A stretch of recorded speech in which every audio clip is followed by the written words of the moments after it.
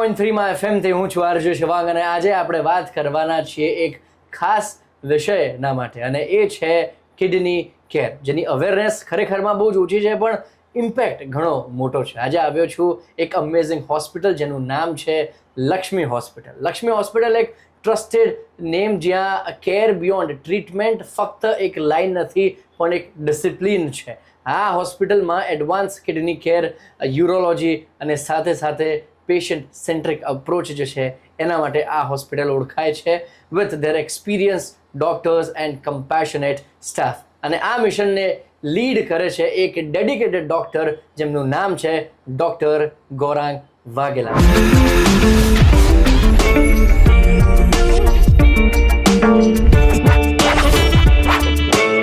Thank you so much sir આજે આપણા સાથે જોડાવા માટે. સૌ પ્રથમ તમારું introduction. My self doctor Gaurang Vaghela. હું કન્સલ્ટન્ટ યુરોલોજીસ્ટ છું. હું છેલ્લા 15 વર્ષથી અમદાવાદ ને ગાંધીનગરમાં પ્રેક્ટિસ કરું છું. મેં મારું MBBS અને સર્જન સર્જરી MS એ આપણે સિવિલ હોસ્પિટલ અમદાવાદથી પૂરું કર્યું છે અને યુરોલોજી મેં સત્યસાઈ હોસ્પિટલ આંધ્રપ્રદેશથી પૂરું કર્યું છે. ક્યા વાત. અને 2018થી અમે આ હોસ્પિટલ લક્ષ્મી હોસ્પિટલ અમે ડેવલપ કરી રહ્યા છે અને ચલાવી રહ્યા છીએ. ક્યાં વાત છે સર. ડૉક્ટર્સ માટે ખરેખરમાં બહુ જ ચેલેન્જિંગ આ વસ્તુ છે. પણ જો મારે આ પ્રશ્ન પૂછવો હોય, એક બહુ જ ઓનેસ્ટ પ્રશ્ન છે કે લોકો લાસ્ટ મોમેન્ટ પર જ કેમ તમારી પાસે આવતા હોય છે? અછત છે અવેરનેસની કે પછી આ ડર છે? મેઇન એટલે અવેરનેસની અછત છે અને મેઇન તો અત્યારે જે લાઈફસ્ટાઈલ આપણે હેક્ટિક લાઈફસ્ટાઈલ, બધા પોતપોતાના લાઈફમાં એટલા બિઝી હોય છે એટલે કે નાની મોટું પેઇન હોય, કંઈક યુરિનમાં ઇસ્યુ હોય તો પણ કેવું છે કે એ લોકો ઇગ્નોર કરે છે કે અમે થોડી ઘણી મેડિસિન લઈને ચલાવીએ પણ પછી લાસ્ટ ટાઈમ જ્યારે એકદમ થાય કે હવે સહન નહીં થાય ત્યારે જ આવે છે. એટલે મેઇન ટાઈમિંગનો અભાવ છે અને અવેરનેસ તો હવે કેવું છે કે અવેરનેસ તો લોકો પાસે ખાસી છે પણ ટાઈમિંગનો જ ઇસ્યુ હોય છે. સર તમે આ લાઈફસ્ટાઈલના વિશે વાત કરી તો એ પ્રશ્ન એમ પણ છે કે કિડની ઇશ્યુઝ જે છે એ ધીરે ધીરે નહીં પણ રેપિડલી વધી રહ્યા છે. આપણા સિટીની જો વાત કરીએ, આપણા કન્ટ્રીની જો વાત કરીએ તો ખરેખરમાં એનું કારણ શું છે? લાઈફસ્ટાઈલ છે કે પછી જેનેટિક્સ છે? ના, જીનેટિક્સ નથી. આમાં મોટા ભાગે લાઈફસ્ટાઈલ છે. 90-95% લાઈફસ્ટાઈલ જ છે. અત્યારની મોટી ભાગની બીમારીઓ જેમ કે ઓબેસિટી છે, હાઇપરટેન્શન, ડાયાબિટીસ અને આ કિડની રિલેટેડ ઇસ્યુ એ બધાનું એક જ છે લાઈફસ્ટાઈલ ડિસઓર્ડર કે જે બહારનું જંક ફૂડ, વર્કિંગ અવર્સ વધારે, સ્ટ્રેસફુલ જોબ અને ટાઈમ પર ખાવાનું ના મળે અને ખાવાનું મળે તો એ ક્વોલિટી વગરનું હોય. જંક ફૂડ આપણે જે જનરલી ખાવું પડતું હોય છે અને પ્રોપર જે તમે રેગ્યુલર હેલ્થ ચેકઅપ કે જે માઇન્ડ લાઈફમાં જે હેપીનેસ એ લોકો હવે સ્ટ્રેસના કારણે ઘણું પેલું થઈ રહ્યું છે. મેઇન આના કારણે જ તકલીફો વધી રહી છે. ક્યાં વાત. સર પેશન્ટ્સની જો વાત કરીએ તો એક કોમન મિથ એક પેશન્ટ્સ ધરાવતા હોય છે તો એ કેમ છે? એનું કારણ શું છે? આ મિસ્ટેક છે, મિથ છે કે ખરેખરમાં શું છે? અને સ્પેસિફિકલી ગુજરાતની આપણે જો વાત કરીએ તો આપણે પહેલાંથી જેમ કે અત્યારે પથરી બહુ કોમન ડિસીઝ છે એટલે બધાને એવું છે કે પથરીનું કારણ છે કે ક્ષારવાળું પાણી, બરાબર? પણ એવું ખરેખર નથી. અમારી ટેક્સ્ટબુક અને અમારી યુરોલોજીના જે પેપર્સ પ્રેઝન્ટેશન છે એ બધામાં કહે છે કે જે TDS વધારેવાળું પાણી એ ક્યારેય સ્ટોનનું રીઝન હોતું નથી. એ થોડો સપોર્ટ કરે પણ એનું મેઇન રીઝન એ નથી હોતું. નકર છેલ્લા 15 વર્ષથી લગભગ ઘરે ઘરે RO વોટર છે, બરાબર? તો કેમ પથરીનું પ્રમાણ ઘટવું જોઈએ ને, બંધ થઈ જવું જોઈએ? પણ અત્યારે ઉલટું વધતું જાય છે. ઇવન એવા છોકરાઓ જે હજુ 1-2 મહિના 3 મહિનાની ઉંમર છે એ બધા સ્ટોન સાથે પ્રેઝન્ટ થાય છે. જે હું 15 વર્ષ પહેલાં અમને એવા હાર્ડલી 6 મહિને કે વર્ષે 2-3 પેશન્ટ જોવા મળતા, અત્યારે મહિને 2-3 પેશન્ટ જોવા મળે છે. અને ગુજરાતમાં આપણે ખાસ કે બધાને એક છે કે દારૂ પીવાથી કે બિયર પીવાથી પથરી નીકળી જાય પણ એ ટોટલ ખોટી રોંગ માન્યતા છે કે દારૂ પીવાથી અને બિયર પીવાથી ઉલટી પથરી નાની હોય તો મોટી ફાસ્ટ થાય છે. એટલે કે જેમ કે નાની સ્ટોન હોય એમાં ફોસ્ફોરિક એસિડ વધારે આવતો હોય છે બિયરમાં. એ ફોસ્ફોરિક એસિડ સ્ટોનને ફાસ્ટ મોટા થવામાં હેલ્પ કરે છે.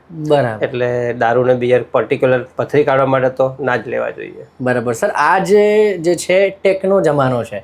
ગૂગલ અને ChatGPT કરીને લોકો જે છે એ સારવાર લેવાનો પ્રયત્ન કરતા હોય છે અને એ લઈને એ ડાયગ્નોસિસ કરીને તમારી પાસે આવે. તમે એ ઘટનાને કઈ રીતે હેન્ડલ કરતા હોય છો? એ શરૂઆતમાં એકચ્યુઅલી મને ઇરિટેશન થતું કે આપણે એમ થાય કે અમે આટલા વર્ષથી આમાં અનુભવ છે સામે એક જે હજુ કલાક પહેલા એને યુરોલોજીનું નોલેજ લઈને આવ્યો છે પણ પછી મને એટલી ખબર પડી કે જે હવેની જનરેશન છે અને લોકો છે એટલે મીન્સ એન્થુ છે, લોકોને ઇન્ટરેસ્ટ હોય છે કે મને શું બીમારી છે એના વિશે જાણીને આવે છે. એટલે અમે હવે પોઝિટિવ લઈએ છીએ. શરૂઆતમાં અમને ઇરિટેશન થતું પણ કેવું છે કે અમને એ ઇઝી પડે કે હવે અડધું તો એ જાણીને આવ્યા છે એટલે અમારો ટાઈમ બચે.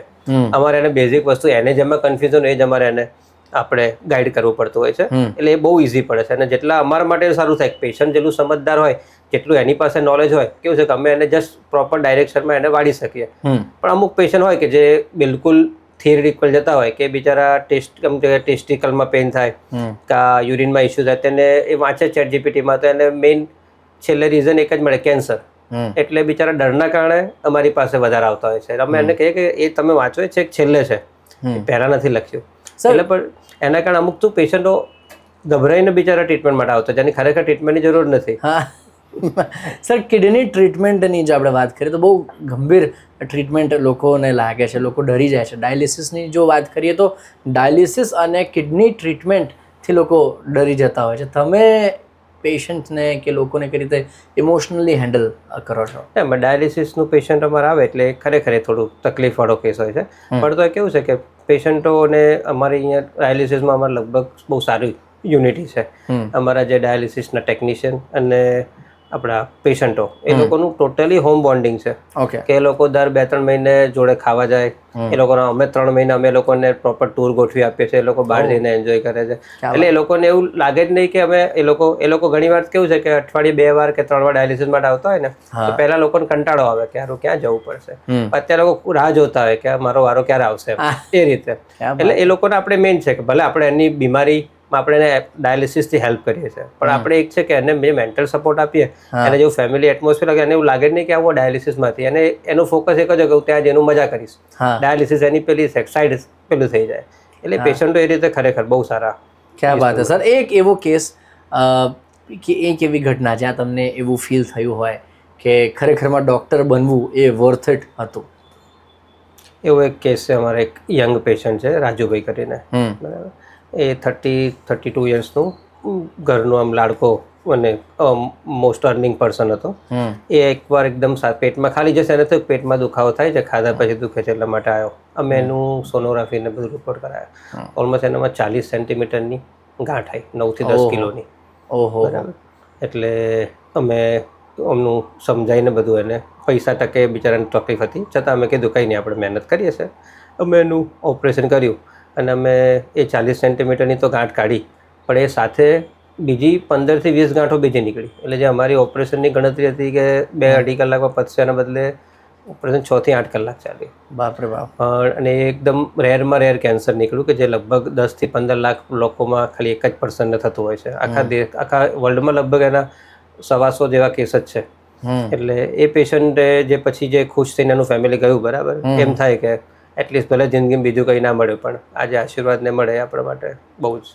ક્યાં વાત છે સર. આ જ થિંકિંગથી એક બીજો પ્રશ્ન પણ છે કે હેલ્થકેરમાં ટેક જે છે એ આવી ગયું છે, પછી એ AI મશીન્સ હોય કે વોટ એવર, અને આમાં છે ને પેલું કહેવાય ને કે એક હ્યુમન ટચ જે છે એ તમારા મત મુજબ ઘટ્યું છે કે વધ્યું છે, અને એનું કારણ શું છે? એટલે લોકો થોડા પહેલાં થયા છે કે જે આમ પ્રોફેશનલ થયા છે, પેશન્ટ હોય, ડૉક્ટર પેશન્ટ રિલેશનશિપ થોડી આમ પહેલાં કરતાં તો પેલી થઈ જ છે. પણ તો એ કેવું છે કે અમે અમારે એઝ અ ડૉક્ટર અમે અમારા પેશન્ટને, અમારા જેટલા પેશન્ટ આવે છે એટલા તો અમે પૂરી સર્વિસ આપીએ છીએ.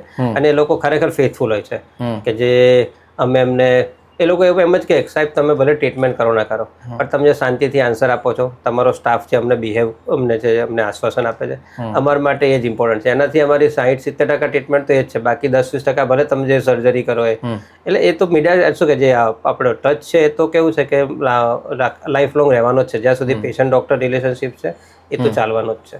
સર, અમુક વાર એવું થાય કે જ્યાં અફોર્ડેબલ વસ્તુ હોય ત્યાં ક્વોલિટીવાળી વસ્તુ ન મળે, અને વાઇસ વર્સા, જ્યાં ક્વોલિટીવાળી વસ્તુ હોય ત્યાં અફોર્ડેબલ વસ્તુ ન મળે. પણ તમે જે છે બંને કરો છો, અફોર્ડેબલ કેર પણ કરો છો, સાથે સાથે ક્વોલિટી કેર પણ કરો છો. કઈ રીતે તમે આ બંને વસ્તુને મેન્ટેન કરો છો, બેલેન્સ કરો છો? એટલે કેવું છે કે આપણે પેશન્ટ આવે, પેશન્ટ એટલે આપણે જે આપણે ભગવાન કહેવાય, બરાબર, એને અમારે ત્યાં કેશલેસના પેશન્ટો પણ એવા છે, અને સેમ આયુષ્યમાન કાર્ડમાં પણ અમે અત્યારે સર્વિસ આપીએ છીએ કિડની સ્ટોનની ને પ્રોસ્ટેટની. એટલે અમારે ત્યાં એવું પેશન્ટને કોઈ બાયફર્કેશન છે જ નહીં કે ભાઈ આ કેશલેસનું પેશન્ટ છે તો એને કંઈક અલગ ટાઈપની દવા આપવી, કે મા કાર્ડનું પેશન્ટ છે તો આપણે એને પેલું લો કોસ્ટ કે લો ક્વોલિટીવાળી આપવી. બધા માટે એક જ જગ્યાએથી સ્ટોક આવે અને બધાને સેમ જ ટ્રીટમેન્ટ મળે છે. એટલે અમારથી થતી અમે પૂરેપૂરી કે ભલે બહુ શું થશે, થોડુંક અમને અમારું માર્જિન થોડું ઓછું હોય કે અમને થોડોક નફો ઓછો થાય, પણ એ બધા કરતાં સામે પેશન્ટો ખુશ થઈ જાય, પેશન્ટો સારા થાય, એ જ અમારા માટે ઇમ્પોર્ટન્ટ છે. કે એક પેશન્ટ સારું થશે તો બીજા એની જ પબ્લિસિટીથી લાવવાનું છે. એટલે કહું છે કે એફોર્ડેબલ કેર આપણે ભલે ને ઓછા રેટે આપીએ. અમારામાં તો એવું છે કે પેશન્ટને સારામાં સારી ટ્રીટમેન્ટ આપીએ. રેટની સામે બહુ અમે વધારે એટલું ડિટેલમાં નથી પેલું ધ્યાન રાખતા. ક્યાં વાત હે સર. યુરોલોજીની જો આપણે વાત કરીએ તો લેટેસ્ટ ટેકનોલોજી ઇન યુરોલોજી એ શું હશે? લેટેસ્ટ ટેકનોલોજીમાં અત્યારે સ્ટોનમાં અને પ્રોસ્ટેટમાં બેમાં બહુ જ બેસ્ટ ટ્રીટમેન્ટ આવી ગઈ છે. જે સ્ટોન માટે RIRS કરીને છે કે પહેલાં જે કિડનીમાં જનરલી 15 mmથી ઉપરના સ્ટોન હોય તો આપણે એને કિડનીમાં નાનું પંચર કરીને આપણે ઓપરેશન કરવું પડતું હતું. એટલે થોડું મીન્સ પેઇનફુલ હોય અને પેશન્ટને પાછળથી બ્લીડિંગ ને બધું થતું હોય છે. એટલે પેશન્ટ અઠવાડિયે જેવું રેસ્ટ કરે ને. પણ હવે જે RIRS ટેકનોલોજી છે પેશન્ટમાં કિડનીમાં બિલકુલ આપણે નાનું પણ પંચર કરવું પડતું નથી. અને પેશન્ટને વિધાઉટ એની સ્ટીચ કે વિધાઉટ એની ઇન્સિઝન આપણે એને કમ્પ્લીટ સ્ટોન ક્લિયરન્સ કરી આપીએ છીએ. એટલે પેશન્ટ સવારે ઓપરેશન કરી સાંજે પેશન્ટને ઘરે રજા આપી દઈએ છીએ. પેશન્ટ સેકન્ડ ડેથી એના રૂટીન વર્ક કરી શકે. અને બીજું એક છે કે જે અમારી પાસે એક અમે હમણાં USAથી એક મશીન પેલું કર્યું છે. એને રિઝ્યુમ કરીને છે પ્રોસ્ટેટનું વોટર વેપર થેરાપી. જે આપણા ઈસ્ટ અમદાવાદમાં એક જ મશીન છે આખા ગુજરાતમાં. એટલે એ કેવું છે કે જે એકદમ પેશન્ટ જે ઘણા બધા પ્રોસ્ટેટ એટલે શું છે કે ઉંમરવાળા વ્યક્તિઓમાં થાય અને ઓલમોસ્ટ 60 વર્ષ પછી થાય. જે બધાને હાર્ટની બીમારી હોય, ફેફસામાં તકલીફ હોય, બરાબર લોહી પાટલું થવાની દવાનું બધું ચાલતું હોય. એ બધામાં પ્રોસ્ટેટનું ઓપરેશન બહુ જ રિસ્કી થતું હોય છે. એટલે ઘણા લોકો એ ડરના કારણે અને જોખમના કારણે ઓપરેશન નથી કરાતા. જ્યારે આ રિઝ્યુમ એ એકદમ ડે કેર પ્રોસિજર છે કે જેમાં પેશન્ટને હાર્ડલી 2 કે 3 મિનિટની નાની OPD બેઝ પ્રોસિજર છે કે પેશન્ટને થોડીક ઊંઘવાની દવા આપીને અમે પ્રોસિજર કમ્પ્લીટ કરીએ છીએ. પેશન્ટને સેમ ડે ડિસ્ચાર્જ કરી શકીએ છીએ અને પેશન્ટને આ બધું જ રિસ્ક બાયપાસ થઈ જાય છે. પેશન્ટ સેકન્ડ ડેથી એની નોર્મલ લાઈફ જીવી શકે છે. એટલે આ બધી ટેકનોલોજીથી એ કેવું છે કે અત્યારે યુરોલોજી તો એટલીસ્ટ એકદમ પેશન્ટ માટે સેફ અને ફ્રેન્ડલી થઈ ગયું છે. બરાબર. સર, પથરીની તમે વાત કરી, પ્રોસ્ટેટની વાત કરી, તો પથરી અને પ્રોસ્ટેટના જે દર્દીઓ છે લોકો ડરી જતા હોય છે ઘણી બધી વાત, તો એમના માટે કોઈ ખાસ ઇલાજ?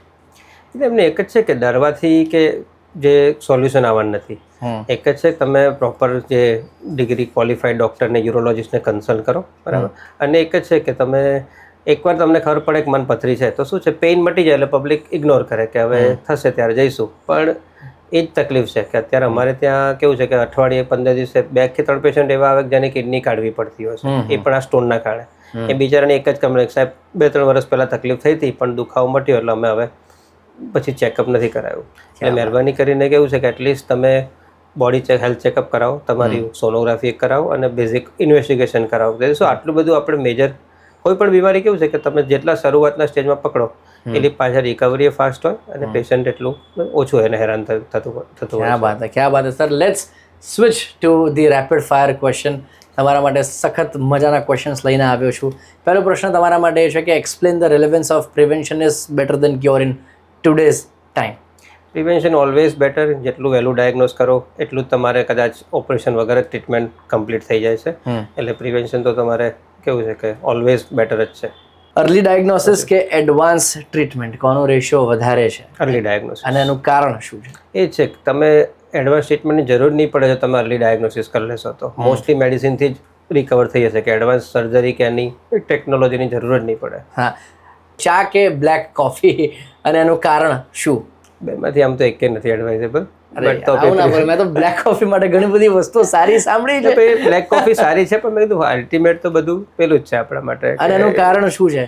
જો એટલે બંનેના પ્રોઝ એન્ડ કોન્સ તમે કહી શકો. બ્લેક કોફી કેવું છે કે પર્ટિક્યુલર લીવર હેલ્થ માટે ઘણી સારી છે. પણ ફાઇનલી અલ્ટિમેટ બધા બ્રેઇન સ્ટિમ્યુલન્ટ છે, બરાબર, કે જે લોંગ ટર્મ નુકસાન કરતા હોય છે. પણ મેં તો સર એવું બી સાંભળ્યું છે કે બ્લેક કોફીથી ફેટ કદાચ કપાય છે. મેં કીધું લીવર માટે બહુ સારી છે. લીવર હેલ્થ માટે જેને ફેટી લીવર હોય એના માટે બ્લેક કોફી એ લોકો ઇવન ડોક્ટર એડવાઇસ કરતા હોય છે. પણ શું એક ક્વોન્ટિટી લિમિટમાં હોવી જોઈએ કે દરેક વસ્તુ કે તો એનો ઇસ્યુ નથી થતો કે ફેટી લીવરમાં એ પ્રિવેન્શન તરીકે યુઝ થતું હોય છે. અને ગ્રીન ટીને બધા કહે છે કે વેઇટ લોસમાં બધામાં હેલ્પફુલ થતી હોય છે. એટલે સારું છે બધું, પણ એ બધું લિમિટમાં રહેવું છે. પછી દિવસમાં તમે 3-4 ચા કોફી પીવો એ નુકસાન કરે છે. અને ટી કેવું છે, ટી એકચ્યુઅલી ઇન્ડિયાનો છે જ નહીં. એ આપણે અંગ્રેજો લાવ્યા હતા. અને કેવું છે અત્યારે હું પોતે પીવું છું ટી, એવું નથી, પણ જસ્ટ ક્વોન્ટિટી આપણે કે દિવસમાં એકાદ વાર પીવો એ બધું નુકસાન કરે છે. Severe gastritis, irritable bowl syndrome અને વધારે પડતું એથી પછી કિડનીને અને લીવરને પણ નુકસાન કરે છે. ઓપીડી રશ કે પછી ઇમરજન્સી એડ્રેનલિન? ઇમરજન્સી એડ્રેનલિન. અને એનું કારણ સર એ છે ઇમરજન્સીમાં જે પેશન્ટ આવ્યું હોય, બરાબર, એ જો આપણાથી ખરેખર જો સારું થઈ જાય તો એ લાઈફ લોંગ આપણને ફેમિલી મેમ્બર માને છે અને ક્યારેય આપણને શું કે ભૂલે નહીં અને અમે એ લોકોને ક્યારે નથી ભૂલી શકતા. ક્યાં વાત છે સર. ટેકનોલોજી કે પછી એક્સપિરિયન્સ? એક્સપિરિયન્સ. અને એનું કારણ શું છે? એક્સપિરિયન્સ ટેકનોલોજી એટલા માટે કે ટેકનોલોજી કેવું છે કે એ તો એડવાન્સ થતી જ રહેવાની છે, પણ જે એક્સપિરિયન્સ છે જે એના વગર તો કેવું છે ગમે તે ટેકનોલોજી હશે પણ તમારા એક્સપિરિયન્સ વગર નથી એટલી આગળ કામ કરવાની. બરાબર. એક હેબિટ જે તમે પેશન્ટને રેકમેન્ડ કરવા માંગતા હો કે આ વસ્તુ તો કરવી જ જોઈએ, તો એ શું હશે? કોઈ પણ ઉંમરના માણસોને બરાબર નાનપણથી માંડીને ઉંમર એ લોકોએ રેગ્યુલર જ્યારે એનો બર્થડે આવે ત્યારે આપણે કેવું છે કે સેલિબ્રેશન માટે જતા હોય છે, પણ હું એવું માનું છું કે બર્થડે આવે ત્યારે તમે તમારા ડૉક્ટર પાસે જાઓ અને એક પોસિબલ હોય તો એક અલ્ટ્રાસાઉન્ડ અને એક બેઝિક હેલ્થ ચેકઅપ આટલું ઘરના દરેક મેમ્બરનું કરાવો તો કેવું છે બધી બીમારીમાં તમે ખાસા અર્લી સ્ટેજમાં તમે પકડી શકશો. ક્યાં વાત છે સર. એક મિથ જે આજે તમારે કિડની ઇશ્યુઝ માટે તોડવું હોય તો એ શું હશે? એ જ કે બધા આપણે આ સેમ મેં વાત કરી એમ કે બિયર પીને અને આપણે આ દારૂ પીને પથરી કાઢવાની એ મિથ. એટલે અમારે તો ઘણા પેલા પેશન્ટો કહે કે સાહેબ અમારા નાની પથરી હોય તો અમે દીવ જઈએ અને મોટી પથરી હોય તો ગોવા જઈએ.